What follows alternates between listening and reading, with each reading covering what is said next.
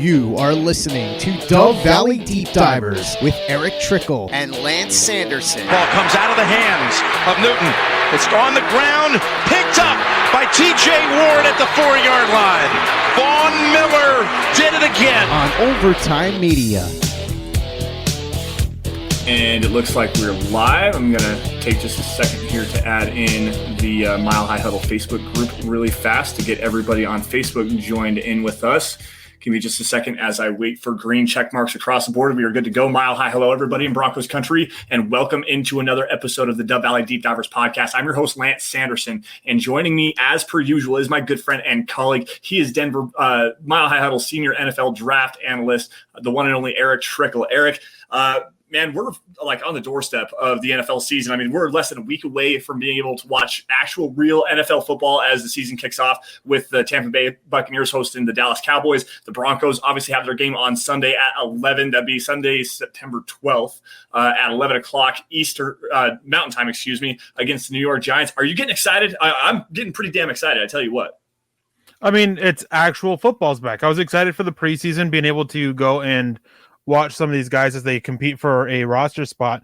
But now it really matters. Now is when it's the nit and gritty. Everybody's fighting for a playoff spot. I mean, even though the season's just starting, the fight starts now. And after the years of losing that we've had to deal with as Bronco fans, like, I'm excited and hopeful that they go out there and do better. And only time will tell what actually happens. But saying I'm excited is definitely an understatement. Yeah, absolutely, man. I mean, we watched this team really reconstruct this roster over the last couple of seasons, especially this past offseason. I mean, going out and getting multiple cornerbacks to bolster that secondary depth, obviously taking Pat Surtain in the draft. They went and got a quarterback to compete with Drew Lock, and Teddy Bridgewater ended up winning the job. Like, this team got a facelift massively. They've rebolstered the offensive line. They've got the defense just baring its teeth and ready to go. I mean, I don't think that I've been more optimistic or excited about a Broncos team in the last 5 years than for this team here. Like, quite honestly, I do think that the Broncos will break over 500. I think they can get double-digit wins, like, quite honestly. But it's really going to have to go based off of what we're talking about today, which is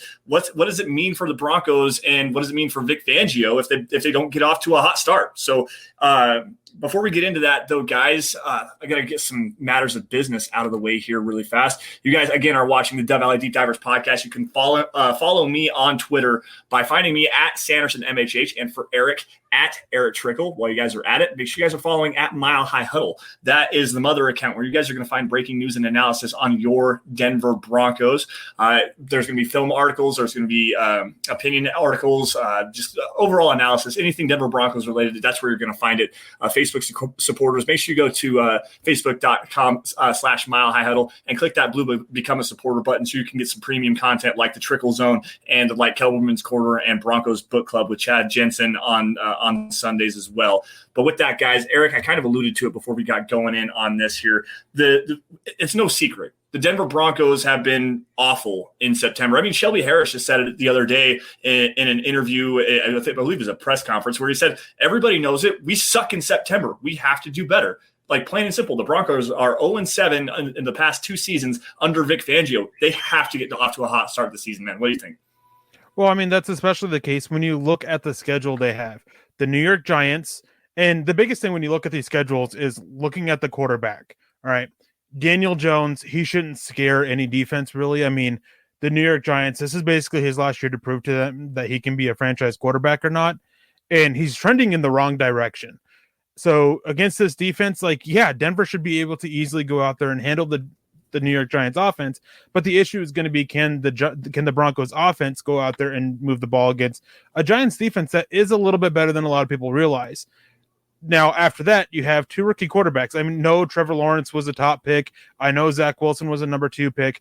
But, I mean, they're rookie quarterbacks, and I can't remember the exact number or any of the stats or anything, but Vic Fangio's defenses historically do extremely well against rookie quarterbacks. Mm-hmm. There is really no excuse doing worse than 3-0 over these first 3 games. And if you, after week 4, are sitting at 2-2 or worse, it's an extremely disappointing result.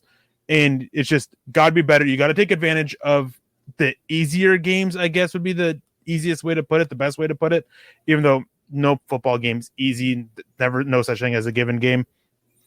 But these games, they should be able to go out there and win. I mean, I know that they're traveling to the East Coast for a couple of them, but they got to get over that hump as well of start playing better on earlier games on the East Coast. So there's a lot of stuff that they've got to shed from their history and just go out there and do better and start off hot. No excuse.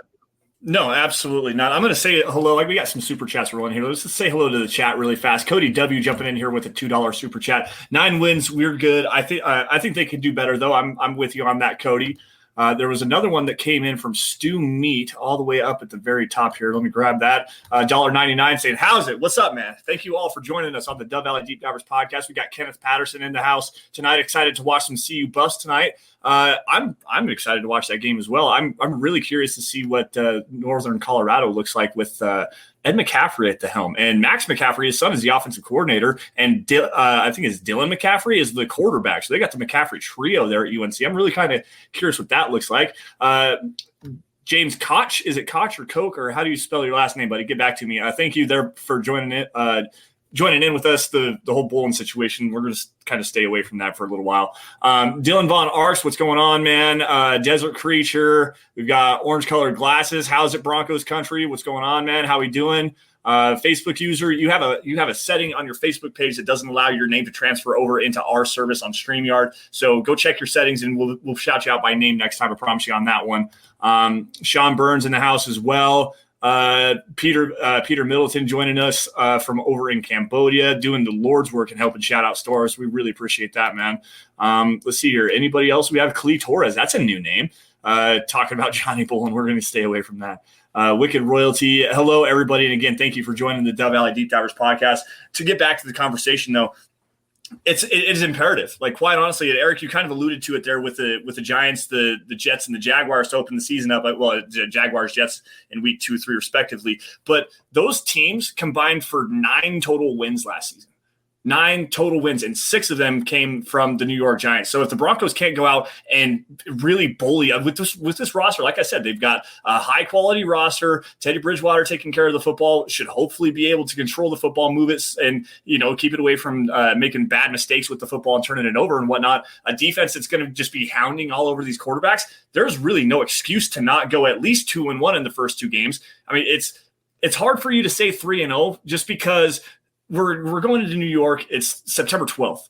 At the 20-year anniversary of 9/11, New York City is going to be on fire that entire weekend. Everyone's going to be pumped up. Everyone's going to be jacked up. It's an early morning game. The Broncos are notorious for playing badly on the East Coast in early morning windows, which also translates to the Jaguars, but I'm not even going to go there with that because the Broncos should just dominate Trevor Lawrence and the Jaguars that next week. So, but the game you got to watch out for is that New York Giants, that Giants game, because that defense is very, very good. I mean, they've got a couple of interior pass rushers in Dexter Lawrence and Leonard Williams up in the middle. They're going to be doing some work that way. They retooled that secondary. Adoree Jackson's kind of nicked up those, so you got to watch out for that.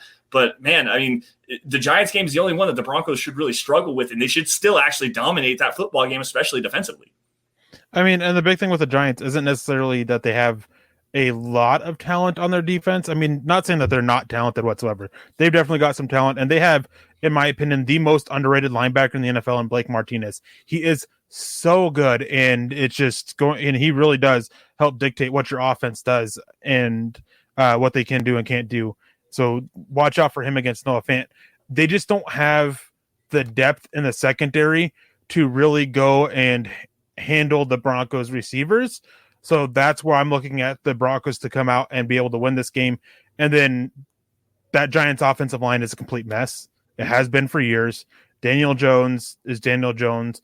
They're looking like they'll be without some of their top players on offense. Like, it should be easily a landslide, knock on wood. I mean, don't want to jinx it or anything, that the Broncos defense should be able to go out there and dominate. And there should be enough from the Broncos offense to go out there and score enough points to walk out with the win on it. And I don't care, early game, 9/11, like, I understand all that, but there is no excuse for the Broncos to walk out of New York that week with a loss. Plain and simple. They are the better team. Go out there and show it. So Donald Netanyahu got to do some house cleaning here really fast because I misspoke. I could have swore that game was originally scheduled as a 1:00 game. It was supposed to be an early game. Apparently, and according to the Giants' schedule, I had it pulled up because I was looking at their roster just a little bit ago. It is a 2:25 game. It's actually in the prime window. So thank you for pointing that out to us, Donald. We appreciate that. I do agree with you though. I mean, Daniel Jones doesn't do a good job taking care of the football. That guy turns the football over almost as much as Drew Lock does, which last season, which was pretty bad. I mean, the Broncos led the NFL in turnovers by the widest margin of any team in the NFL. Like their turnover differential was like the distance between 32 to 31 and 31 to 30 was smaller. Like it was literally more than any other team in the NFL from 31 to 32. Daniel Jones, though, that dude fumbles ridiculously often. And if you got Von Miller coming back as healthy as he could possibly be, and it sounds like he is. I mean, Mark Schlereth the other day was talking about him looking like he's the 2015 Von, according to some Minnesota Vikings coaches, which if that's actually true, then watch out because 2015 Von, we all know how that season ended up. Bradley Chubb coming back, I mean, working through some ankle injuries and stuff, but still, those guys are, I mean, prime as far as taking the football away, especially Von Miller. And with Daniel Jones not having the ball security, especially in the pocket, like there's a lot of opportunity for this Broncos defense to create some turnovers and hand it right back to Teddy Bridgewater, who's going to do what he does best and kind of dink and dunk his way down the field and go kick some field goals. I mean, even if you're not scoring 35 points against the Giants, because they do actually have a pretty stout defense, they should actually walk away from New York with a win. I do agree with that, Eric. I just say that if there is one loss in the first 3 games, that's the one. That's the most concerning one because of that defense, and if the Broncos offense can't put it together. But I mean, it just comes down to looking at that offense against the Broncos defense. I mean, they have talent, but I mean, all their talent on offense is banged up. Some of them, they're not quite sure if they'll play all at this point. Of course, over a week until then, a lot can change. Saquon Barkley, Kenny Golladay, Darius Slayton, Evan Ingram, they're all dealing with injuries. Like, that's a lot of star players on your offense to be dealing with injuries already, and just against this defense with how physical they can be, like, not wishing for injuries by any means, not hoping anybody gets hurt, but there's definitely a risk against this defense with how physical they are that these injuries these guys are dealing with can actually be made worse. Yeah, I don't know. Sorry, I was looking at the comments there, and there was actually kind of an interesting one here from Black Knight, from Jeremy over on Twitch. And he asked, so are we going to talk about the bias that Fangio had for Teddy? No, because there was none. Let's move on. Thank you for that. I appreciate it. That was much ado about nothing, quite honestly. I mean, I didn't necessarily read too much into his comments about that. No, the Giants game, that's the one that's really concerning. But the next week against the Jacksonville Jaguars, rookie quarterback making his second start, Trevor Lawrence, their weapons are actually a little bit more scary than you want to think about with DJ Chark. And they also have Laviska Shenault coming back. James Robinson, who had over 1,000 yards last season as a rookie running back. I mean, that offensive line is doo-doo butter. Like, it is not very good. So we're going to see a lot of pass pressure on Trevor Lawrence there. But to me, I don't even necessarily know that it matters with the pass pressure. We'll see how Vic Fangio can disguise that defense just a little bit, maybe bring some pressure off the edge a little bit, but also the coverage design. I want to see him get creative with his coverage design and see what they can do with maybe putting Pat Surtain in there a little bit more and getting him on the boundary against DJ Chark, where he can be a little bit more physical, because DJ Chark really struggles with physical defenders. So to me, that's a really good a key element to kind of look at in that game. Yeah, definitely. I mean, the Jaguars, they're slowly building this team, but the issue is Trevor Lawrence. Sometimes he has problems with pressure, and that offensive line, as you said, it's not good, especially on the interior, which is where the Broncos this year really are expecting to take a giant leap. So we should be able to see them dial up the pressures, see him dial up his stunts, get some more four-man pressures, and really drop into the secondary. Laviska Shenault, I think he's got his brand of football that he plays, and it can hurt the Broncos Broncos defense a little bit, but I think they have the right personnel there to go and counter against it. And then that defense, I mean, they're struggling on the back end to really find key guys there. They have some talent, don't get me wrong. There's just plenty of holes that can be exploited. And up front, I mean, you got to worry about that one edge rusher. The name escapes me at the moment. Josh Allen or Caleb Von Chasen? Allen, I think, is the one. Yeah, Josh Allen, the kid out of Kentucky from a couple years ago, 2019 NFL draft. I think that's who you're talking about, because they also went and got Kayvon Chason from LSU that following season. And who did they move? They moved Josh Allen is the one I'm thinking of. Okay, yeah, that dude's a freak. Absolutely, I met him actually. I met him at the NFL draft in 2019 when I was behind the scenes covering it for MileHighHuddle.com, and that dude is long. You want to talk about super, super long. It's why him and Brian Burns actually are incredible physical specimens. But no, I definitely agree with you. Miles Jack, they got rid of that other linebacker that they had. I can't remember his name. And their secondary is really, there's not a whole lot in there anymore. They have two good corners, but the safeties are lackluster. CJ Henderson and Shaquille Griffin. Yeah, well, and CJ Henderson is still. I mean, he's still in his second year. He kind of struggled last year, just of developing his craft. And I'm curious as to what they're going to do defensively with him, because he was much better in man coverage, and if you put him in off zone, he was absolute garbage. Like, he doesn't have recovery speed in any way, shape, or form, at least that I remember. Shaquille Griffin, that's an interesting one because he's pretty versatile. That kid can do a lot. I do like Tyson Campbell, that rookie out of Georgia. He was another one of my guys in the late rounds that I really liked. But for the most part, like, that secondary is not great. That defensive line is not necessarily great. It's like you said, it's pretty much Josh Allen and Kayvon Chason, and that's pretty much it. So defensively, this actually could be a game where the Broncos offense can really start to click, and they can move the ball pretty much at will, quite honestly, especially over the middle of the field. Yeah, definitely. I mean, Miles Jack, obviously, he's one that you just got to keep in check and keep an eye out for, and then you want to watch those pass rushers. But the interior, I like Hamilton, their big nose tackle that they have there, but he's not a guy that is at this moment. Obviously, a lot can change. We haven't seen him this year going off of his year last year. There's potential in him still, but he's still got to take this big step forward. So it's again, this defense in Jacksonville, they've got some talent. It's just where they are at is easy for Denver to exploit.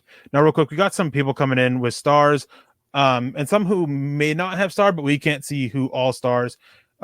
Just shouting out a couple guys that we do know star quite a bit. We have Travis Weber coming in. We appreciate you joining us. Peter Middleton, of course, coming in. And then we've got a bunch of others. My chat is being real picky, so if you want to go through and pick them up, it won't let me scroll at the moment. Okay, so I've got Travis Weber here with DeAndre Weatherspoon is the only problem I have with that, and it's not just Teddy. It just seems, even before Fangio, it seems like Denver feels like it's in win now mode. Since Greasy, Denver hasn't actually given a quarterback time to develop, and one really could argue that they didn't even really give Brian Greasy time to develop because they moved on from him and went. And Greasy had some shoulder injuries there as well, and then they moved him to Miami, moved on with Danny Cannell and Steve Berline, and then went and got Jake Plummer. So they really haven't allowed a quarterback time to really develop, but also at the same time, when that quarterback shows that he's not developing, are you just going to stick with that? And in the modern NFL, you really can't anymore. Like, I know a lot of people are going to get mad about that, but it's just a simple factor is that you really just can't afford guys the time. It's all about success and immediate success for coaches, and that you got to get that from your quarterback play. So you get a little bit of time, but if you don't show your proper growth in that time, that's it. You get it yanked out from you. I mean, time and time again, we see it, and there's just so much here. And I want to grab this. My chat went in, and Miss Moody came in with a very, very generous star donation. Wow. We appreciate that. That is so awesome. Thank you for joining us. Just super awesome that you're able to, that you're throw support behind us. We appreciate that. Yeah, absolutely. And if I may ask, which Moody are you? I know you're probably related to Mr. Natani Moody. So that's are you brother, sister? I'm guessing sister. Potentially, Liliana, his mom, I think. I'm not exactly sure which one is which. So if you could clarify for us, that would be great. But thank you very much. That's incredible. Yeah, like we say this every single week, guys. If you guys weren't able to do stuff like that for us, it would be like we couldn't do this. We really couldn't do what we do. Seriously, if it weren't for you guys, we couldn't do what we do best, which is cover the Denver Broncos, and we really appreciate that. We really do. And real quick, Man, I lost my for another huge donation. Again, thank you so much. We are so appreciative of that. Now, since I want to grab this real quick, since a lot of people are coming in and mentioning it about Johnny Bolin. I know we talked about it beforehand. We don't want to talk about it. If you hadn't seen, there were 2 posts on Instagram from Johnny Bolin today that were were very, what's the right word here? Very poor taste. I mean, he went in and made some very racial comments in one of them, and then the other one just completely put George Paton on blast. Like, so out of hand. Last thing I'm going to say on this is that I have no doubt in my mind that Pat Bolin is rolling over in his grave about it, and hopefully it seems very likely that there is something with Johnny Bolin that he was on, either alcohol or something else, that he wasn't in the right state of mind, and hopefully that he gets that under control. Yeah, he's had problems with that. I want to stay out of that conversation, though. I really do. I just wanted to grab it real quick just because we had. No, you're good. You're good. I can't judge people on their personal actions like that. I mean, you can, but at the same time, I don't necessarily like doing that. Let people make their own decisions on stuff like that, and don't make me make my own judgments about the situation on some. My goodness, holy cow, she's dropping in hot again. Miss Moody, thank you. This is Mom, by the way, commenting on another account and jumping in again. Goodness gracious, thank you. Holy cow. Now, I think it was last week, since Moody conversation here. I think it was last week when Carl was on that we actually had that conversation. Would you like to see Moody playing as a fullback just on occasion on like goal line situations? Oh, like, yeah. The thought of that is just so amazing to me. And just getting him out there and just being able to just beat up on some guys, man. Like, dude, so I want to see him move, because he's actually a pretty decent athlete. He moves around pretty well. I want to see him go like the what's the guy that the Patriots used all the time in goal line situations? They're Dan Copen. It was Dan Copen, I think is who it was, that they used in goal line situations as a fullback, and they threw him the football a lot. Like, I want to see that happen. Don't get me wrong, I want to see the blow-ups with Nantani Moody up there, but at the same time, get him out in the flat on like a bootleg play and throw him the ball so he can score a touchdown. I am here for that conversation. Like, let's go. Percy Phillips jumping in here and dropping some stars as well. Percy, thanks, man. We appreciate that. Nothing to say, just showing some love. But, man, I appreciate every single one of you guys. This is great. Absolutely great. The chat's flowing, having a lot of fun, great conversation. Thank you all, man. This is amazing. And real quick, going back on the whole comment that Vic Fangio made, and not taking a shot at Chad by any means. Chad is able to interpret that the comment from Vic Fangio however he wants. I think people are taking it out of context. I don't think that his comment, how he gravitated towards Teddy, is, and they're saying that he favored Teddy by any means. It's just saying that Teddy is the type of person that you are drawn to and you're pulled to, that is off the football field. Just being able to enjoy conversing with him, being able to enjoy being around him. I don't think that he is sitting there saying is like, oh yeah, because I was able to enjoy him off the field, it made him be my favorite to be the quarterback. That wasn't the case. That isn't the case. The Broncos, if they had thought that Teddy Bridgewater, if they came in with him being the guy and that was going to be the guy, first of all, he would have started the first game, not the second. And second of all, they would have named him the starter a lot earlier than they did. Yeah. Like almost immediately after the Seahawks game. If they had favored that, if it wasn't a situation where they needed to go back and actually watch the tape, they would have named him starter. There wasn't any favoritism towards there. I understand people don't like that it was handled poorly. I get that a little bit. So, but I mean, at the same time, it is what it is. I mean, this is how competitions at quarterback go. Like, it's not favored one way or the other. They try to do things fairly, but you just always can't. To me, there's one thing that really stood out with you talking, and she came back again. Goodness gracious. I'll grab that here in a second. There's one thing that really stuck out with what you said there that really resonates with me, and I agree with it 100%. If it was a favoritism towards Teddy Bridgewater, they would have named him the starter back in OTAs. right after they acquired him, right before the draft. Like that's what they would have done. They would have said, okay, Teddy Bridgewater's a guy. We're going to move in this direction and let Drew Lock kind of develop. That's where the favoritism shows. Now, don't get me wrong. There might have been a slight lean, and I will buy into that speculation that Vic Fangio, Pat Shurmur, they had a lean. They're like, we went out and got this guy because he's the steady, consistent option. We know what we're going to get with Teddy Bridgewater. They had a lean in that way, but they let the door open for Drew Lock to go and win the position, and that was the biggest key. There was Drew Lock actually had to go back and win the job back.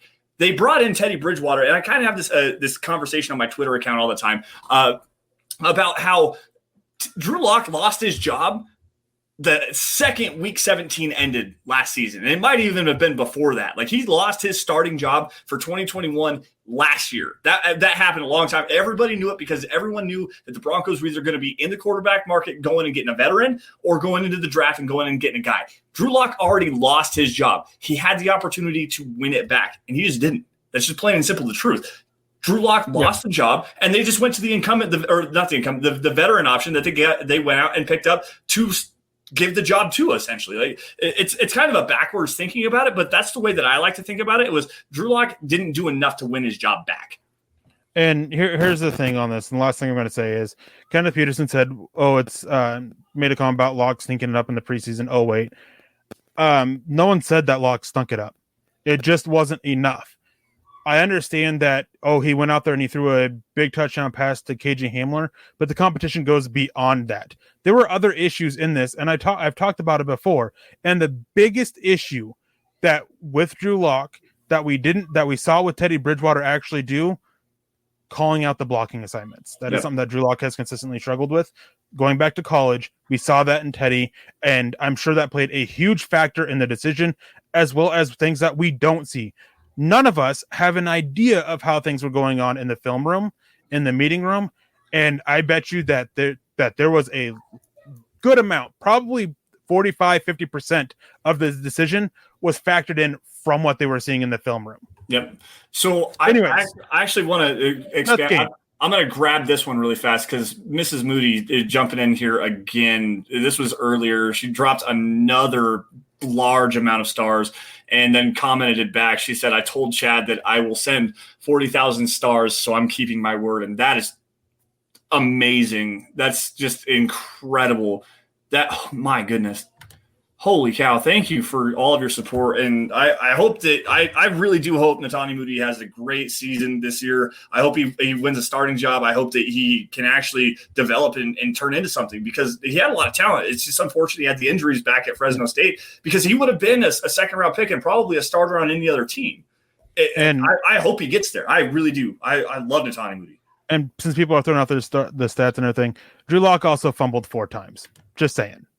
That played a factor into it too, guys. Anyways, Jets game. The game that we're actually going to be down in Denver for. Yeah. I actually finally fully booked all my tickets since I have to fly from here to the big city and then fly out of there. I finally got my the short track aspect of it. Finally got those tickets booked, so I'm all set to go and be down there and super excited. Hopefully we'll be able to see a bunch of you guys down there. Meet you guys face to face and everything. Lance and I will be down there. So will a bunch of other people. Harold Richard out here is stroking my ego, saying that I'm at the top of MHH Mount Rushmore. I appreciate that. I just throwing this out there. It's I am one of the originals. Only people on MHH now that were there from the start was Chad and myself. So I hope I'm on Mount Rushmore for it. But anyways, the Jets.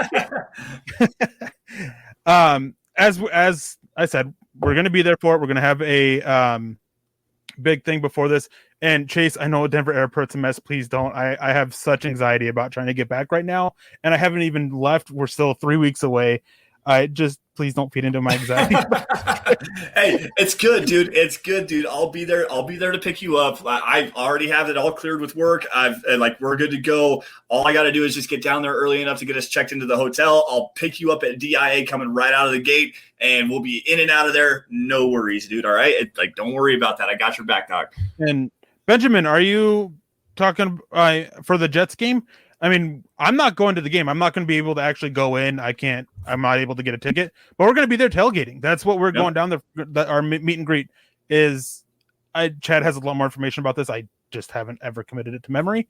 But yeah, we'll be down there tailgating. So if you are able to go down there, join us and just tailgate, meet face to face, like feel free. Like that'll be awesome just to meet a bunch of you guys who support the show face to face a little bit. Yeah, it really would. I mean, I'm coming down for I mean, obviously Eric, is coming down from Alaska. Like everyone is going to be from different places, and it's going to be fun to be able to meet everybody. So make the trip. We'd love to see you and still be able to hang out and maybe crack a couple of cold ones and hang out and check out the game, listen to the game on the radio, maybe cook some good food. If I am really lucky, I might be able to get my Traeger down there. That'd be okay. Never mind. But yeah, that's your birthday weekend. So I tried to get tickets for my wife and I to go for a long weekend. There you go. I mean, you can still make the trip out. Like I said, we're going to be out there tailgating and having a good time. So yeah, talk to her and see if you guys can't make the trip anyways. Even if you can't get tickets, you can still come out. I mean, I think we're going to try to find a place to go sit down and eat and maybe even watch the game. I'm not exactly sure what the entire itinerary is on that entire deal, but I know we are going to be in the tailgate parking area for at least a couple hours leading up to the game. So yeah, make sure you guys come and check that out. September 26th, Broncos versus Jets. Now back to the game itself. This game is actually going to be a very entertaining one for me because from the sound of it, Zach Wilson has actually turned into what a lot of people thought that he could. He's explosive with the football. He's slinging it all around the yard, making a lot of really good decisions. They've cut down the field to him so he doesn't have to make a whole bunch of difficult reads. He fit into that Kyle Shanahan system. I think it's Mike LaFleur is the offensive coordinator for Robert Saleh and the New York Jets right now. So they've got him figured out, and they are really unleashing him. He looked great this preseason. I'm kind of nervous about that. I really am, because he breaks contain so well and he extends the plays so well. It's really going to task this Broncos coverage unit. And yes, the Broncos have a great secondary, but with that kind of arm talent, that kind of athleticism, that just creates a whole unique set of circumstances that this Broncos defense has actually kind of struggled against at times. So I'm curious about this game just a little bit. If he had some better weapons to throw to, Zach Wilson really could tear apart this Broncos defense, even as a rookie. I'm super excited for it. I mean, I liked Zach Wilson a lot during the draft, and he was my number 4 quarterback, ended up going number 2. But what has me most excited for this game is actually watching a couple of their offensive linemen, mainly Elijah Vera Tucker. I'm really curious to see how he and Mekhi Becton form on that left side of that offensive line, and also Elijah Moore. Like, man, Elijah Moore, the rookie receiver out of Ole Miss. I can't tell you how much I liked him through the draft process. And I'm on record. Well, actually, I can get away with this because it was on a Facebook supporter thing. It was on a Trickel Zone where I made this comment. But Elijah Wilson was a guy that I would have taken over KJ Hamler. Like, he's just there's just so much he can do, provided he's got to stay healthy and stay out there on the field and everything. But there's just so much he can do that he brings a little bit more to an offense that KJ Hamler does. So I'm excited to watch him. And then that defense, like this defense, if they can get the scheme down and they can get everyone playing at a good level, like there is a lot of talent on this Jets defense that could really surprise people. I mean, that front line, John Franklin Meyer, Sheldon Rankins, and Quinnen Williams is great. And they have really good depth on it as well. Nathan Shepard and Folorenzo Fatukasi is on there. Like, they've got some good players in the secondary. There's just a lot of talent on this defense, but it's just a matter of just gelling everything and getting it all down.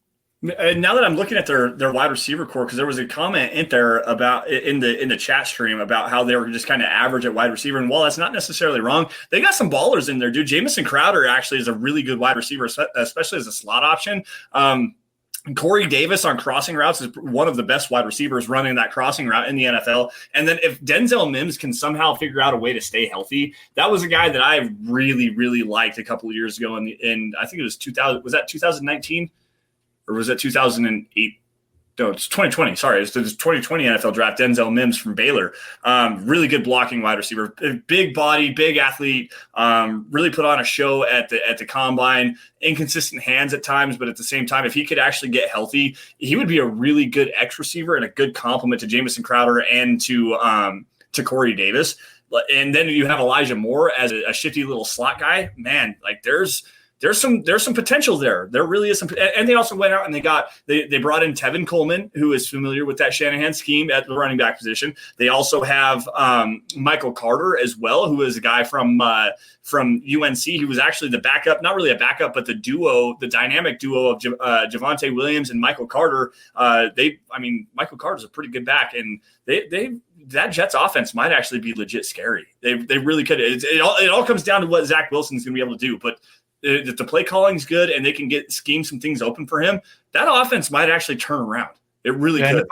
It's on Vic Fangio to try to make him as uncomfortable as possible. Now we got some stars in. We got Andrew Morrow coming in. No comment with this one. Just wanted to throw some stars. We appreciate that. Michael Ronquillo coming in saying, good evening, Lance and Eric and Greg Smith. Broncos country, go Broncos for life. Randy Emmons said it's a lot of talent on a defense that I think can surprise some people. Peter Milton came in. How many games does Cushenberry have to keep his job? When would you make the change and for whom?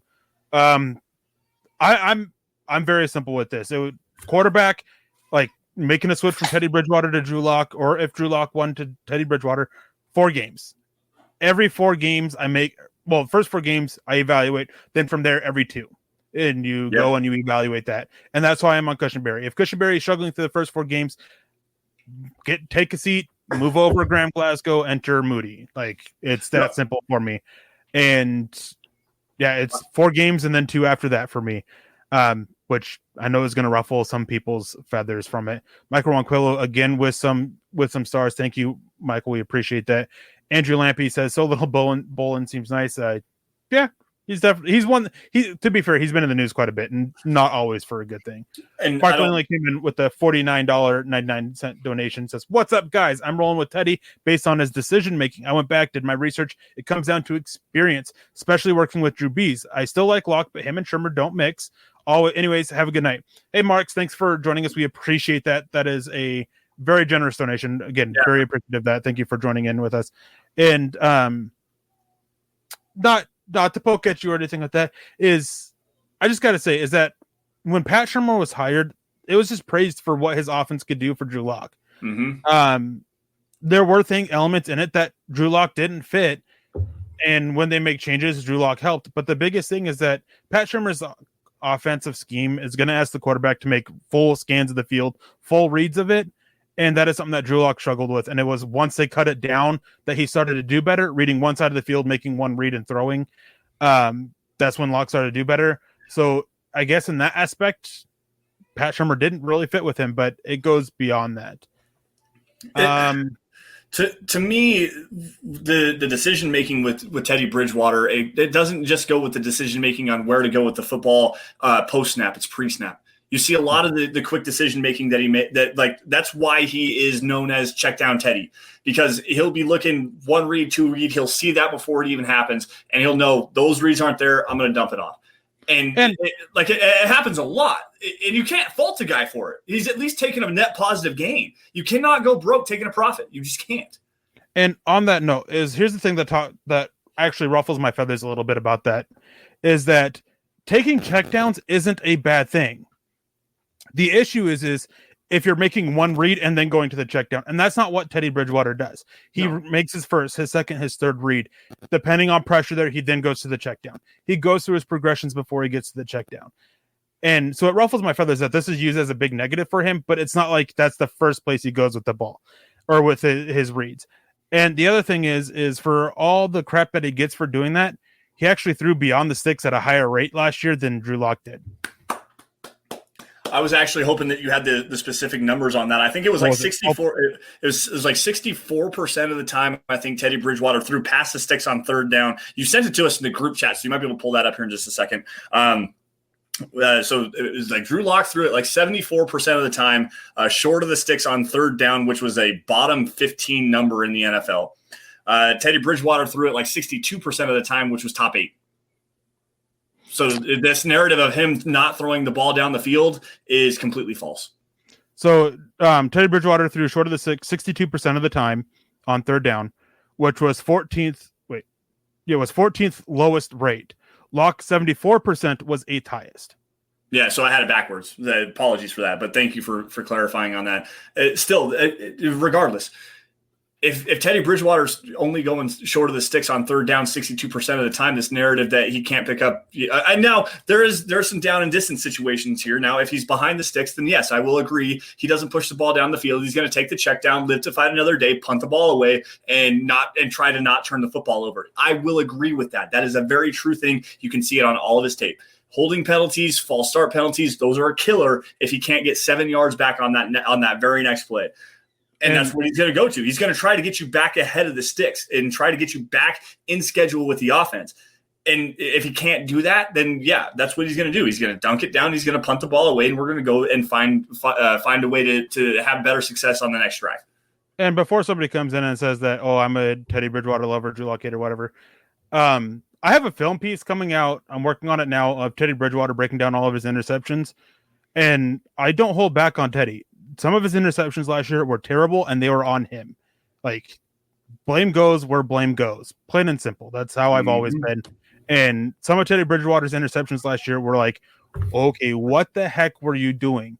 And it's just mind-boggling to me. And for some of the safe narrative around him, it's not entirely true, but it's not entirely wrong either. Right. You guys will definitely have to read that film piece when it comes out for better explanation on what I'm getting at. Don't want to spoil it all here. When about are you going to be able to drop that? Are you still working on it?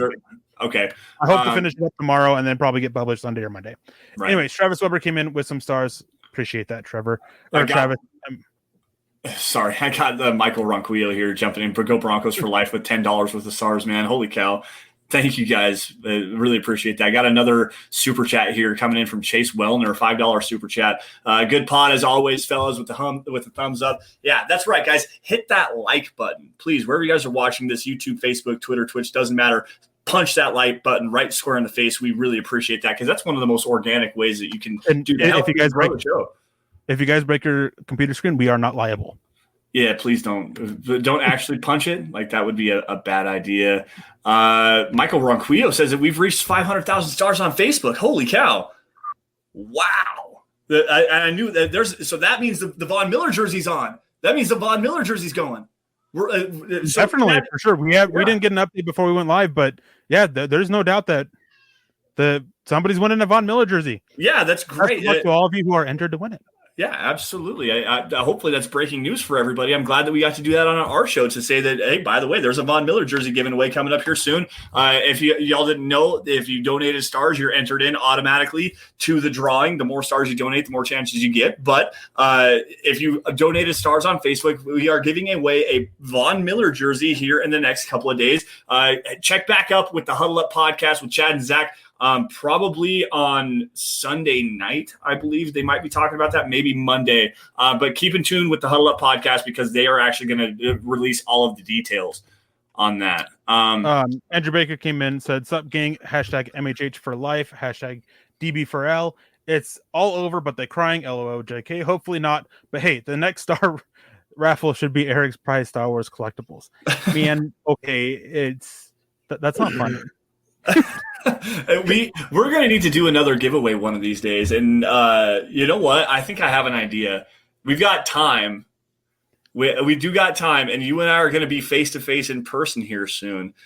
I mean, this seems corny as all hell, but still at the same time, let's sign a DVDD shirt. Let's get a DVDD shirt and sign it off and raffle that. I mean, I'm about it. Cody W came out with the $2 donation saying Teddy can read a defense better. That's for sure. Yeah, I mean, Tyrann Mathieu, I think is who it was, came out and made it very clear that you can give Drew Lock one look and easily make the Broncos offense pay for it. So that was a big concern, and maybe it was something he worked on and we just didn't get to see it. I believe that was actually a focus when he spent that little bit of time working with Peyton Manning, but it just wasn't enough. Michael Ronquillo came in with some more stars. We appreciate that, Michael. Always awesome to see you inside the chat. I hope everything's going good for you because I know a week or two ago things were going pretty rough. Hopefully everything's going better for you now. Lonnie says, I think it's me. It very well may be you. Mama Moody jumping in here and racking up all the stars. I tell you what, good gracious, girl. We thank you so much. Again, thank you a million times. Thank you. And thank you to everybody for like Peter jumping in here. He's like, plus many more. It doesn't, I mean, there's so many people that have shown just an amazing outpouring of support, especially for us over the last really year and a half. I mean, quite honestly, it was rough there for a minute. It was rough there, but to see everyone just continue to show up and stars, super chat doesn't matter, to have the conversation with everyone and to see that we have, I mean, right now we've got 139 eyeballs on us, 29 reactions on Facebook. Like it's amazing the fact that we still have a really good following and you guys still come out every single Friday at 6 to come and hang out with us. So we appreciate that. We really do. Mark Langley jumped back in with a $4.99 donation, said, oh, by the way, guys, new franchise quarterback of the Denver Broncos is #Erick Trickel. Tim Tebow's better than me. Like when it comes to being on the field, like definitely, like, and I'm just not good. Lance is over here trying to flex, like, hey, what about me? What about me? No, not me. The way he said, not me. What about not me. My son just screamed really loud in extreme frustration at Mark Langley for not saying Kevin Sanderson is the new franchise quarterback for the Denver Broncos. So I'm going to put that flex down. Damn it. Desert Creature jumping in here with a $20 super chat. Do you believe that Fangio is a good coach or a bad coach, and why? Oh, that's a fire question. Put us on the spot then. I think he is a great defensive coordinator, and he has potential to be a good head coach. There's just a lot of aspects that he's got to fix, his time management being one of the biggest ones, and making sure everybody's ready. I do like the fact that he's changing the day off again to put it back on, Tuesday? Yep. I do like the fact that he's making that change because that was a big issue with some of the veterans the last couple of years, if what I've heard is to be believed. So I think that there's still potential with him, but I mean, I do think the last couple of years he was dealt a bad rap with some of his issues on offense.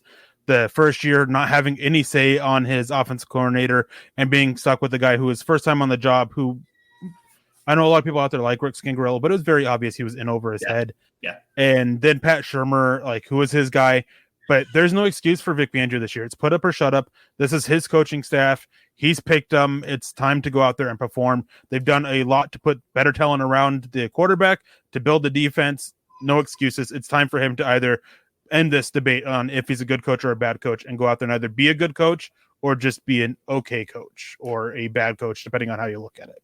To expand on a couple of things there, especially the time management thing, and this goes back to being a good head coach, is learning how to delegate responsibilities, which he does not do very well. He says, all right, Pat Shurmur, here's your offense. Go ahead and do your thing. And he wants to go and focus on his defense. I'm not trying to say he doesn't focus on the offense because this guy's been in the NFL for 40 years. I'm fairly certain he focuses enough on the offense to try to figure out ways to stop him. Now, focusing on his own offense, that might be a different discussion, and I'm not going to try to play into that hot takery nonsense, but at the same time, there is something there. You have a defensive coordinator for a reason. Go and be the head coach of the entire football team. Please, delegate your responsibilities down the way you're supposed to, oversee the entire operation from the top down, including your clock management, and figure it out from there. There was another point that I wanted to get to, but it completely just slipped my mind because I was trying to not be a jerk on that last one. And I'm actually going to take this and segue to another question that we had asking about the 2022 class. And I got to point out a little bit of irony here that there were a large portion of people that were really big on Locke starting this year, that during the draft time always said, well, give Locke this year, if he fails 2022. And they've sat there and they blasted me. They blasted my colleagues for not being overly happy with the Broncos passing on a quarterback in this year's class. Those same guys are now sitting there complaining that Denver passed on a quarterback this last class. But that's beside the point. Just a little bit of irony there. Right. The 2022 class, it's not good. There's depth to it. But, I mean, the top 4 guys last year would be the top 4 guys this year. And I would actually even argue the top 5 guys from last year would be the top 5 guys this year. I like Spencer Rattler. He could jump into being in one of those top 5 guys, but I want to see what he does on the field before he gets that. I want to see what he does. I want to see what he does off the field with his headpiece before we can actually fix that. All reports are that he's doing improved, which we'll be able to see through post-game press conferences and stuff like that. Improving his decision-making on the field, some stuff on the field as well. Sam Howell seems to be having a really terrible start to a season. I'm curious what Carson Strong, Malik Willis, and Desmond Ridder can do this year. And then Grayson McCall out of Coastal Carolina is another name that is one that's been mentioned to me by a few people I know in and around the NFL as a guy. If he's going to come out of nowhere, it's going to be Grayson McCall of this year's Zach Wilson, this year's Joe Burrow. I know a lot of people are talking about Carson Strong. Carson Strong's not coming out of nowhere. There was a lot of people that if he decided to come out last year for this last draft, that people were talking about he would be a first or second round pick. Quarterback 3. He would have been quarterback people, 3. People talking about him as high as quarterback 3 even. So he's not coming out of nowhere. Grayson McCall is a possibility.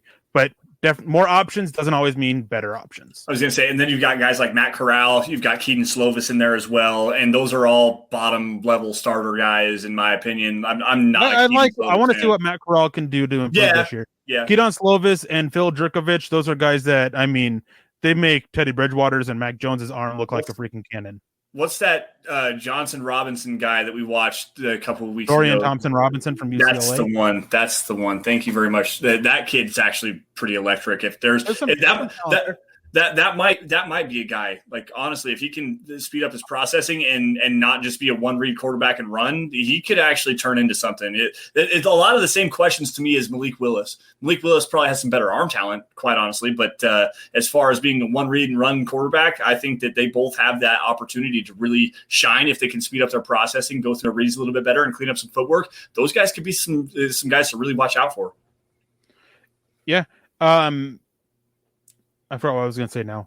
It's all good. I actually have a piece on 2022 quarterbacks coming out at some point. I'm not sure when. It's in our publisher, just waiting to be published. Cleats 2K said, Fangio made the same game management mistakes in the last preseason game. Stopped the clock twice for the other team in the fourth quarter in the last possession. There could be multiple reasons for this. Don't focus in on time management stuff in the preseason game. No. It could be that he wanted to see a couple more reps from guys on the defense or hope to get the offensive ball back. I don't know the situation. I actually haven't been able to go back and fully watch the third preseason game. I've only seen the first half, so I don't know the situation in that final in the final little bit of the preseason in the fourth quarter. But time management stuff in the fourth quarter, just throw out the window. It doesn't matter. Yeah, and it could be situational things. You want to see what you can do to line up your defense in the right way, get different personnel in personnel situational groupings and stuff like that on the field. That's another big thing. Travis Weber jumping in here with the $4.99 super sticker. We can't, unfortunately, I can't see that. We don't have a producer tonight, so we can't pull that up on the backside either to show that to you. But Travis, we appreciate that, man. Thank you. The thought that I had earlier about Vic Fangio, there's actually some more reasoning behind, and this was per, I think, Mike Kliss on 104.3 The Fan the other day, about why Vic Fangio moved the day off from Monday to Tuesday and moved it back to the way that it originally was, because Monday was always like rehab day and weightlifting day and stuff like that. It actually goes back into what we have in our real world situation going on right now and getting tested. So they moved it from being Monday to have a guy get tested, so that if he tests positive, he's 5 days out. If he tests negative on Saturday, he can play on Sunday. If he tests on Tuesday positive, he had to test on Tuesday or on Sunday and wouldn't be able to play in the game. That is another big reason as to why that happened. Just want to throw that out there. And I see somebody talking about him stopping the clock in the Raiders game. Analytics actually suggested that he stops the clock. So, just saying. The analytics thing is so weird because, and I understand what he was doing even with the Tennessee game where he was trying to save the time. No. The Tennessee game, he deserves to be fully ripped for because he was just paying attention to what he was going to call on the defense next instead of actually paying attention to the clock. Vic Fangio deserves 100% to get blamed for that. The other moment in the Raiders game, not so much. Analytics, they're trying to infuse analytics a little bit more. Doesn't mean I agree with it. Just saying that analytics were saying that was the right decision. Another thing that he actually said this in the postgame conference, in the postgame press conference for the Tennessee game was he'd already missed 5 times. We were kind of just hoping that he was going to miss again. Yeah, because Stephen Gostkowski missed 5 field goals in that game. Like, he already missed 5 times. Let's see if he can't miss it again. And then the next day they went into a different revisionist history here, but he did say we were trying to preserve as much time as we could to make sure we had 2 timeouts left We'd let the clock run down to make sure we had timeouts left to take shots down the middle of the field and try to get us back into field goal range so we could go and win that game. There's an analytical approach to that as well. It's something I disagree with 100% of the time, because you stop them from even getting into field goal range, if at all possible, and preserve as much time as you possibly can by calling those timeouts before you did. Regardless. That's the biggest thing, is he's got to figure out a way to delegate that responsibility, understand the coaching, the coaching situation. And quite honestly, he's got to figure out a way to dial up pressure, because it's not just the timeout situational stuff with Vic Fangio.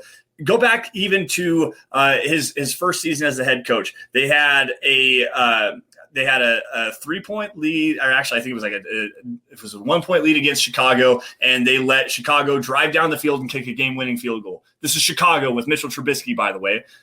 They also let Gardner Minshew come back, score a game-winning touchdown when they were down by 4. They also had the Indianapolis Colts game where they were up 16-13 and lost that game because of bad time management and not getting enough pressure on the quarterback and not having a defense. Like, they were playing prevent defense. They were up 20-0 against the Minnesota Vikings and somehow managed to lose a 20-point lead and lose the game to the Minnesota Vikings. That's just his first season as a head coach. Like, there's 4 times where the Broncos had a lead late. Rely on your defense to make a stop and to take the football away and not allow a score, and he just goes into a shell. Like, so that's another thing he's got to figure out. Late game management doesn't just mean timeout situation; it's situational play calling as well. And the thing is that Vic Fangio, like, there's no denying he's on the hot seat. Everybody knows he is. Mm-hmm.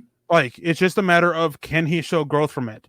And then time clock management, analytics, no, they're not always right, but analytics, they tend to be a lot more right than just normal old decisions. It's added information to make a decision. And Denver wants to infuse that a little bit more. They infused it into their draft selections this year. So if Patrick Surtain, knock on wood, ends up a bust, is it the analytics that failed them, or was it something else? There's so much that goes into this for a head coach. Vic Fangio, he's on the hot seat. And basically, to bring this full circle back to our original topic about this, is if the Broncos don't start off hot this year, then if they don't, 2-2, okay, but 3-1 is ideal. Anything worse is to me unacceptable. And it seems a large failure at some point, either coaching level or play level.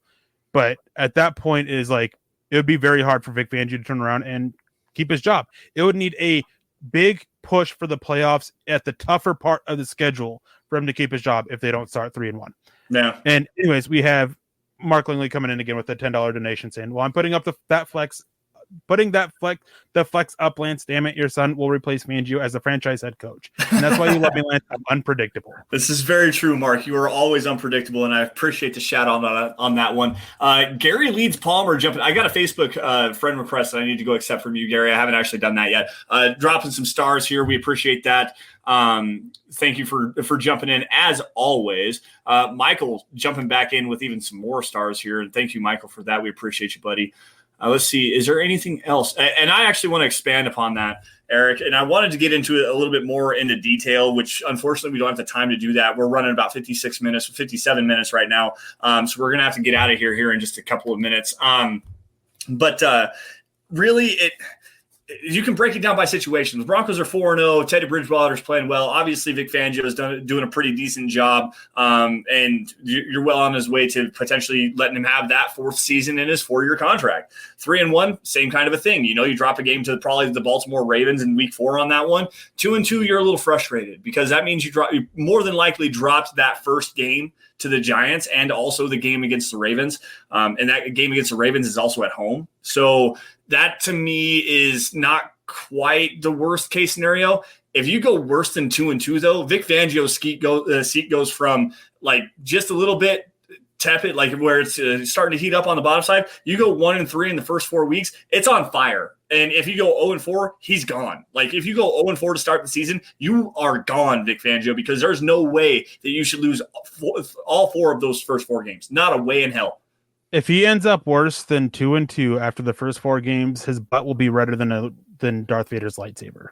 Ooh, hey, look at him dropping in here with a star. Of course, he had to drop the Star Wars reference. Of course. Well, actually, I was originally going to sit there and go say as red as this, but it's kind of hard to tell just how red that is. Anyways, guys, we're going to have to get out of here tonight. You guys will get double dose of me this weekend. I'll be on tomorrow with Nick Kendall on Mile High Insiders, as well as getting me in the morning for the Trickel Zone, the Facebook supporter show that I have. Not sure what the topic is at the moment, but it'll probably be related to their season or the roster of some sort. So tune in for that. And let's go ahead and take it away for the closing. Yeah, I'm upset because I volunteered to do the MHI show with Nick, and I never even got a response. Damn it! He messaged me today, okay, or Nick, yesterday. Some point. Nick, pick it up with Nick. Nick and I are going to have a conversation about this. Put him on blast in the group chat. I'm going to. That's exactly what's going to happen. I volunteered on the Slack channel and everything. Said I was going to be the one covering it, and never heard anything back. God bless America. Anyways, guys, that's going to do it for us on the Dove Valley Deep Divers podcast. Thank you all for all of your massive support. Hold on, I want to say that. Just grab this real quick. Lazy SOB wouldn't blame Locke if he refused to go in after Teddy fails and Fangio tells Fangio he's on his own. If Teddy did that, Teddy wouldn't, or if Drew Locke did that, he would never play another down in the NFL. Yep. You can't have that pouty mentality. You have to just continue to go back and be a professional. You have to go to work and continue to work on your craft because, like I said earlier, he didn't do enough to win the job. I mean, shoot, I was watching the LA Rams game live. This was on the live feed, and I watched Quinn Miners. I think it was in the third quarter. They broke the huddle, and Quinn Miners put his hand out, and the microphone caught his voice and said, "56 is Mike. 56 is Mike." Quinn Miners called that out before they even got set at the line of scrimmage. Drew Locke is not setting his line protections. It's a problem I've had with him for 2 years now. He hasn't shown that growth mentally in the quarterback room. Plain and simple. That's one of the things we're not seeing. Mm-hmm. Physical talent, the physical ability, we can see that for days. Yeah, Drew Locke looks great. Physically, mentally, he doesn't look great. You see it. You can see it on the field even without knowing the mental play sheet. Goodness gracious. Sorry. Fortunately, we've seen the maturity out of Drew Locke with how he's handled this to know that he wouldn't refuse to go in. Yep. He knows that if he did that, he wouldn't ever play it down again. He would be signing his own retirement, basically. So good thing that we've seen more maturity out of him than over handling this. And then Mark Langley says, "Hey, have you guys gotten your shots? Mandate is coming. #. Not going to get into that. I mean, that's something that we're just trying to avoid about it, especially with that we can get into a little bit of trouble with YouTube about it. Yeah, and thank you for the donation, Mark.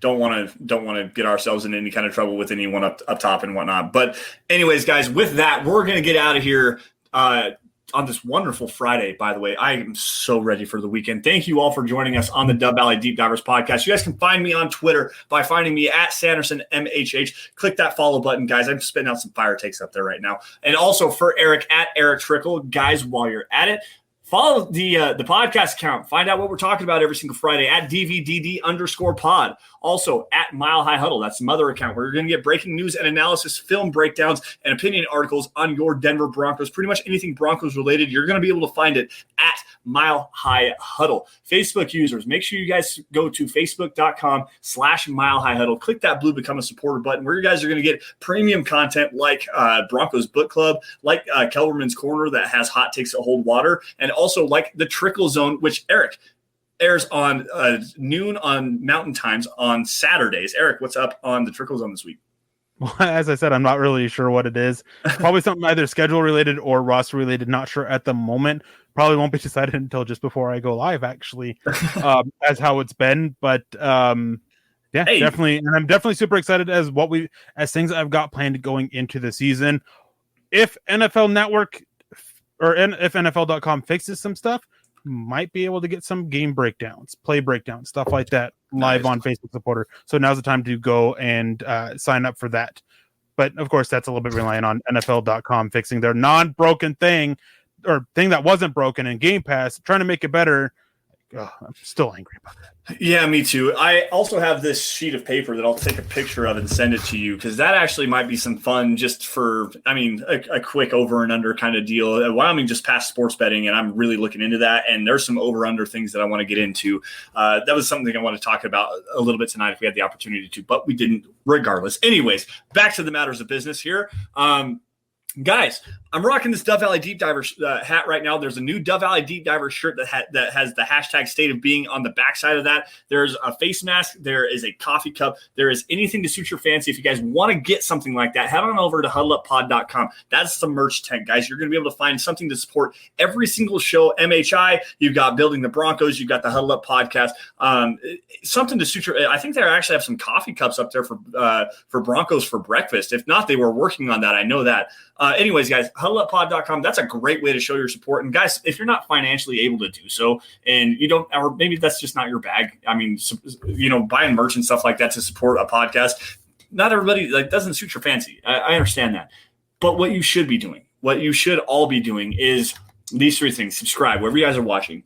Whether it's on YouTube, on Facebook, Twitter, Twitch, Apple Podcasts, iTunes, Spotify, regardless. Subscribe, like, or follow Mile High Huddle. 2, like every video you guys see, especially on Facebook. Any video content that Erick puts out amazing video content on the daily, for the most part, at the Mile High Huddle YouTube page. So like every video you guys see. And if you love it, share it. Print it off, share it out, and print it like flyers. Do whatever you got to do. Share it on all your social media accounts. Share all of the content at Mile High Huddle, because that is the easiest way we can get more eyeballs and more people that are like-minded Broncos fans like you and me, and help grow our site in the most organic way possible. So subscribe, like, and share everywhere you guys are at on social media. And we really appreciate that, because without your guys' support, without everything that you guys do, we couldn't do what we do best, which is cover your Denver Broncos. Now, with that, Erick, before we get out of here, man, any last words? No, hopefully I'll see a lot of you guys tomorrow night or tomorrow morning, whenever, on either become on Facebook supporters and joining me for the Trickel Zone, or tomorrow when I join Nick Kendall to step in for Luke Patterson for Mile High Insiders. So make sure you guys tune in for that, and for both of those, actually. Have a wonderful weekend. Stay safe, and go Broncos. Yeah, absolutely. Yes, as Erick said, stay safe this weekend. Make sure you guys take care of yourselves. Have a great Labor Day weekend. We got a long weekend this weekend. Monday off for me as well. So going to be able to watch some good football, college football on tonight.